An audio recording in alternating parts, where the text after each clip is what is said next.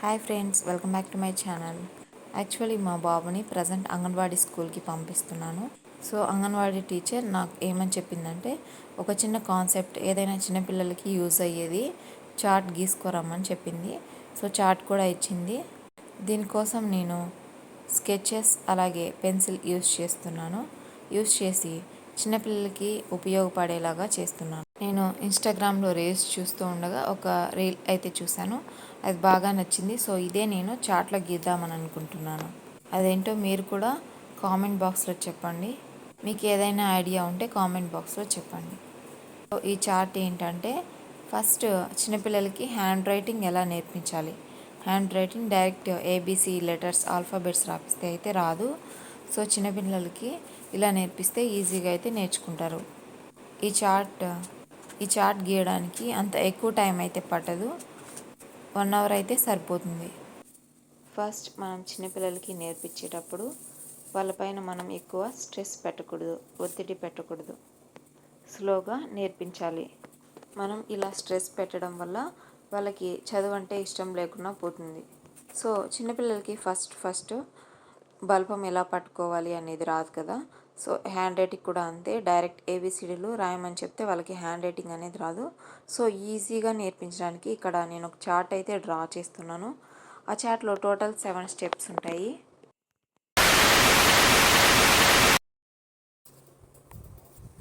So next day నేను స్కూల్కి వెళ్ళేసి ఈ టీచర్ని ఈ చార్ట్లో ఏముంది, సో ఆ టీచర్కి ఏమైనా అర్థమవుతుందా అని అడగాలనుకున్నాను.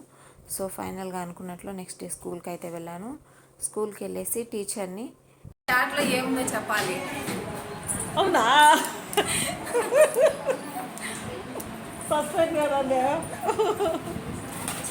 ఏముందో మాకు ఇంకా మరీ ఏపిస్తే ఈ చార్ట్ని వాల్కి స్టిక్ చేస్తున్నాను. సో స్టిక్ చేసి చూద్దాం మేడం ఏమైనా చెప్తారేమో. ఈ చార్ట్లో ఏముందో నేను ఇప్పుడు ఎక్స్ప్లెయిన్ చేస్తాను చూడండి. ఈ చార్ట్లో చిన్నపిల్లలకి లెటర్స్ ఎలా నేర్పించాలి అనే కాన్సెప్ట్ అయితే నేను తీసుకున్నాను. ఈ కాన్సెప్ట్లో వచ్చేసి టోటల్ 7 స్టెప్స్ అయితే ఉంటాయి. ఫస్ట్ వచ్చేసి scribbling pattern. Next scribbling pattern అంటే చిన్నపిల్లలకి ఏదైనా ఒక స్లేట్ పలకిచ్చి లేదా ఒక పేపర్ ఇచ్చేసి బాగా గీయమని చెప్పాలి. వాళ్ళకి నచ్చినట్లు ఆ పేపర్ మీద గీయమని చెప్పాలి. నెక్స్ట్ ఏంటంటే స్క్రిబ్లింగ్ వచ్చేసి కంట్రోల్గా చేయాలి. అంటే ఏదైనా ఒక షేప్ గీసి like mango, Apple, rectangle, circle ఇలా షేప్ గీసి ఆ షేప్లో స్క్రిబ్లింగ్ అనేది చేయమని చెప్పాలి, బాగా గీయమని చెప్పాలి. నెక్స్ట్ థర్డ్ స్టెప్ ఏంటంటే స్లీపింగ్ లైన్స్, స్లేటింగ్ లైన్స్ ఇట్లా లైన్స్ గీసి చెప్పాలి. సో ఇది ఒక స్టెప్. నెక్స్ట్ ఫోర్త్ స్టెప్ ఏంటంటే కనెక్ట్ 2 డాట్స్ అంటే 2 చుక్కలు పెట్టేసి ఈ చుక్కల్ని కలపమని చెప్పాలి.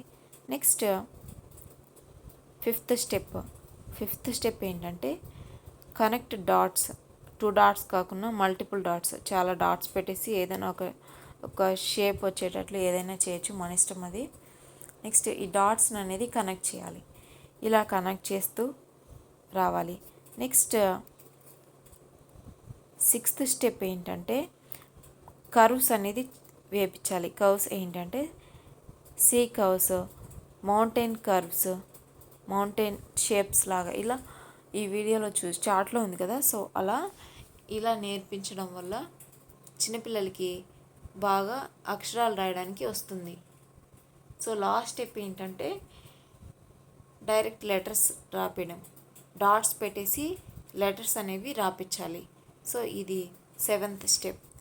ఈ వీడియోలో టీచర్ అయితే కొంచెం చెప్పారు, నేను మాత్రం ఫుల్లీ ఎక్స్ప్లెయిన్ చేయాలని అయితే ప్రిపేర్ అయ్యాను.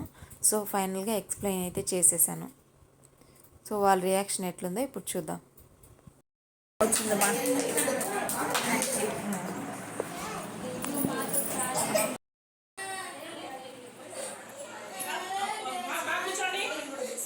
నేను స్కూల్కి రాంగ్ డేలో ఎంటర్ అయ్యాను. ఎందుకంటే స్కూల్ అంతా గోలగోలగా ఉంది, ఏడుస్తున్నారు చిన్నపిల్లలందరికీ వ్యాక్సిన్స్ వేస్తున్నారు. అందుకే టీచర్ కూడా కొంచెం బిజీగా ఉంది. మీకు ఈ కాన్సెప్ట్ ఎలా అనిపించిందో కామెంట్ చేయండి. మీకు ఏదైనా ఐడియా ఉంటే కామెంట్. ఈ వీడియో చిన్నపిల్లలు ఉన్న పేరెంట్స్ అందరికీ షేర్ చేయండి. Okay, thanks friends, thanks for watching.